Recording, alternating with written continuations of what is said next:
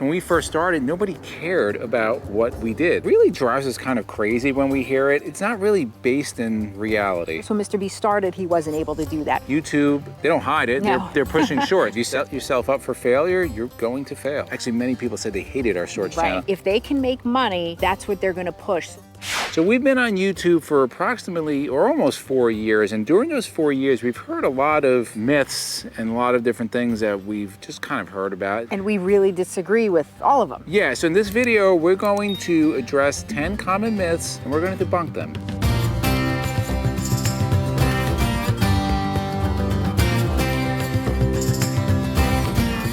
Number one is that you have to do YouTube Shorts for YouTube to let you grow. And this is partly true, but we kind of feel it's not true. And we'll explain that a little bit more. Now, YouTube Shorts is certainly a huge thing. We discussed it in a video. We'll link it up above. YouTube, they don't hide it. No. They're pushing shorts, right? And that's to compete with TikTok and Instagram and other venues out there. But what we have found is that, yes, shorts allow you to grow very quickly, but the quality of the viewer is very different. And we found that we started putting shorts out of long form videos and those were not translating to long form views. We were getting tons of subscribers, but our long form videos weren't changing at all. So the quality of those viewers, as Izzy said, they were very different from our loyal, endless RV'ER family. Right, so when the long form videos were able to connect with viewers. You know, we've met a lot of you out there at shows. None of you have come up to us and said, oh, we just love your shorts channel. Actually, many people said they hated our shorts channel. So we actually started another Endless RVing Cut Short where we put all shorts for people that like shorts, but we strongly disagree that it's conducive to growth long-term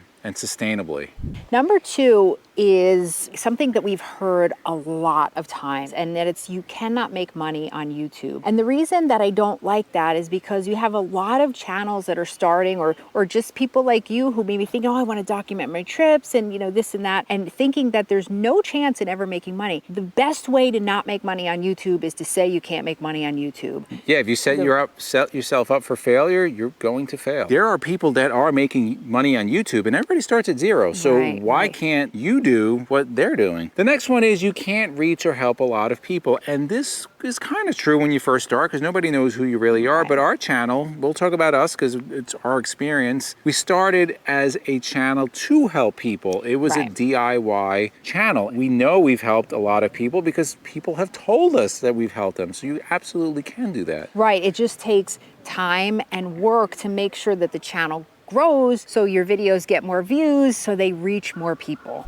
So number 4 is another one that really drives us kind of crazy when we hear it for a couple of reasons because it's not really based in reality, in our opinion. So what it is that the YouTube algorithm is against you, and that is not the case. It's not out to get people. The YouTube algorithm is working to help YouTube. So if they can make money, that's what they're going to push. So the algorithm is really about making videos that people want to see and that are going to keep people on the platform watching more. The more channels do that, the more you're going to be shown. Right. YouTube is owned by Google. It is a for-profit, publicly traded company. YouTube makes money by ad revenue. Right? I mean, we have fallen into this. We've put a couple of videos out recently. They just didn't do as good as we thought they would. Whether that was the title or the thumbnail or something we did, that's on us, right? Right. The algorithm didn't show our video because when it did show it, people didn't watch it. Because it sucked. Because it sucked. Exactly. So then we take that and we go, okay, what do we need to do to fix that for the next time? Right. So we just recently put out a video that took off. It just goes to show the algorithm doesn't know who we are. They know that they put that video out the first 30 minutes, hour, 2 hours, whatever the algorithm is, and it changes, and people were watching it. Therefore, it gets shown. So ultimately, the responsibility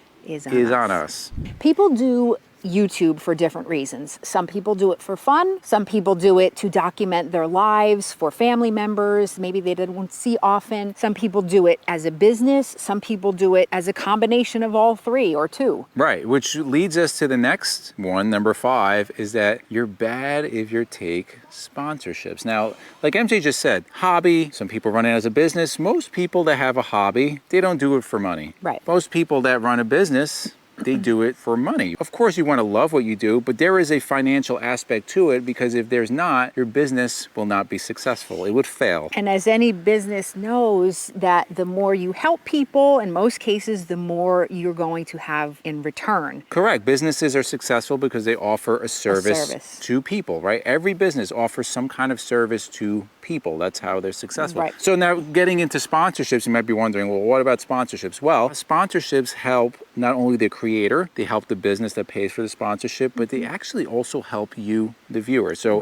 regarding helping the creator, sponsorships can be lucrative, and they can certainly help. For us, we'll just, again, for us, for example, they pay for travel, they pay for equipment, they pay for it to actually let us have extra money on the side. Like, we don't hide that, but it helps the business also, because a business can get their product out to a specific targeted group and get good return. As many of you know, we do have a number of really great sponsors. We've never apologized for taking sponsors. We never will apologize for taking sponsors. But what it does help is it helps to continue to grow our channel, to get better. And also, the more revenue we bring in, the more we can give out. We don't talk about it a lot, but we donate to various organizations. We've mentioned a couple in the past, to animal organizations. And Jason, if you don't know, Jason has hearing loss. He's deaf in one ear. We've donated to the Hearing Loss Association of America. We've donated to a lot of different organizations. National Law Enforcement, right. Yep. So all of these different organizations, the more that we bring in, the more we're able to do that. So yes, it's a really good thing. And finally, it helps you, the viewer, because we have the opportunity to review a lot of different products that if we weren't getting paid to do it, we wouldn't be doing it, because it would just be too expensive to do. For us to buy everything. So instead of you going out and buying it and reviewing it, we get to review it. We give you our honest opinion. All the products that we have on our channel, we use. And if we don't like them, we tell you. And if we do like them, but you get the opportunity to know that we used it.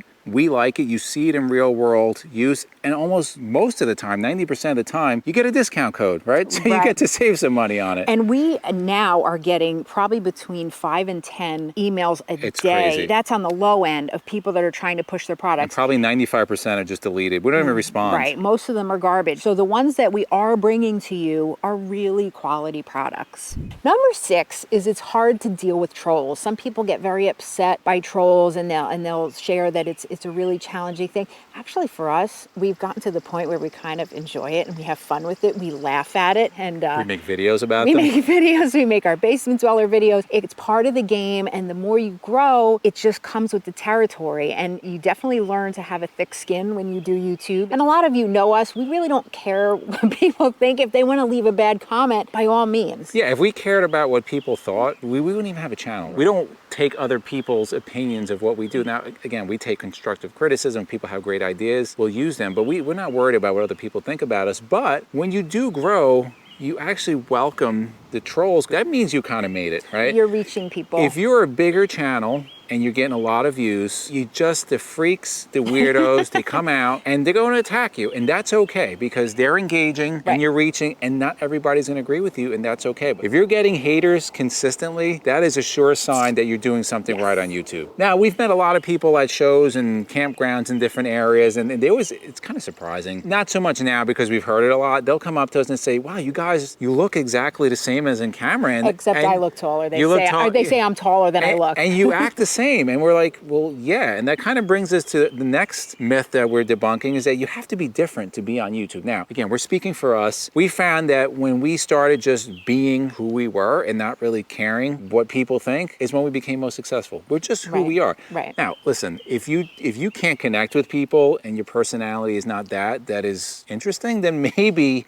you need to change a little bit. But again, the most successful people, they're just who they are on camera. Right. And when we first started, you were very uncomfortable on camera. We would try to be like rehearsed, and we couldn't make mistakes. We just weren't ours. We just started talking is when we became more successful. Number 8 is you can post occasionally and be successful. Now, that may be the case for Mr. Beast. Very few. But of course, when Mr. Beast started, he wasn't able to do that. A lot of channels post at least once a week and can be very successful doing that. If you are posting once every 3 weeks or a month or a couple months, consistent. Right, YouTube usually doesn't like that. As Matt from Matt's RV'ER has always said, you got to feed the beast, and he does it. We do it. It just keeps YouTube happy. Yeah, not only YouTube, it keeps your subscribers happy. The people are watching that. We've actually seen channels that we thought had very good channels, and they just destroyed their channel. For whatever reason, they just weren't posting, whether life got in the way. If you don't post consistently, it's not a good thing. So we follow and take advice from a pretty big YouTube, not a YouTube growth channel, but they do a lot of different things, called Think Media. And they, probably about 9 months ago, they did a video about things that are dead on YouTube, that are just not happening anymore. And that's going to bring us to our next one, is that people should care about what you do in your personal life. And in that specific video, they were talking about vlogging. Like 5, 6, 7 years ago, people would just get a camera and just walk around, you know, make their coffee and put their planes are passing, put their slippers on, and people cared about that. The truth is, people don't really care about that anymore, unless you're super successful, like you're a celebrity or you have a big following already, then people might care. But if you're just starting, we have found, and this was very relevant to us, when we first started, nobody cared about what we did. Vacation, anything. We put video, they tanked because nobody knew who we were. They didn't care about us. They didn't have a connection with us. What we have found is that if you offer, like we said about business, if you offer a service, and people, because people want to take information that they don't know about, a niche, something that you found that you're unique to, and you can offer that information to viewers, you might have more success growing. For me, I know when I go on YouTube, I'm looking to laugh or to learn. Those are the two things. That's the only reason I go in there. I'm like news, politics, or to learn something. That's the only three. I don't even watch really many YouTube RV channels. We're just too busy. We just don't have a lot of time. As you know, we are not full-time RVers. We will most likely never be full-time RVers. But that leads us into number 10, which is you have to be a full-time RVer to be successful on YouTube, in the YouTube RV niche. And it's not the case. It's not the case at all. Many of our friends are full-time RVers, and we love them. And there are many channels that are wildly successful that are full-time, but that doesn't mean you cannot be successful and be part-time. Yeah, we know quite a few, like you said, quite a few full-timers. We know quite a few part-timers, people that don't even own RVs that have been very successful in the RV niche. Now, our opinion is just simply our opinion. If we were traveling more, we would have way more content. It probably would be a little bit easier for us just to get content. But just because you can get content, you still have to put the work into it.